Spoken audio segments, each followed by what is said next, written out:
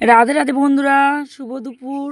তো আমার সকল ভক্তবিন্দুর সাধুগুরু বৈষ্ণবের চরণে শতকোটি প্রণাম এবং ছোটোদেরকে জানাই বুক ভরা ভালোবাসা। আজ হলো যোগিনী একাদশী, তার সবাইকে জানাই যোগিনী একাদশী অনেক অনেক শুভেচ্ছা ভালোবাসা। তো দেখো এখন দুপুর বেলায় ভগবানদের স্নান দিয়ে এই যে গোছগাছ করে ভগবানকে ভোগ নিবেদন করে দিয়েছিলাম।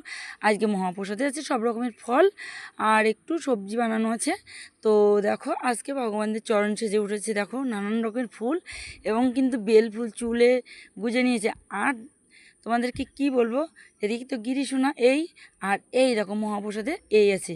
আর আজকে ছিল আমার ভীষণ তাড়া, কারণ আজকে আমার দুবার করে রেশনে যেতে হয়েছে, আবার রেশন থেকে বাড়ি আসতে হয়েছে। প্রথমবার হয়নি, তো আবার নেক্সট আবার যেতে হয়েছে। সারাদিন দৌড়ানোর ভিতর দিয়ে আজকে দিনটা আমার যাচ্ছে। তো আজকে এই যোগিনী একাদশীর সবার সাজেই।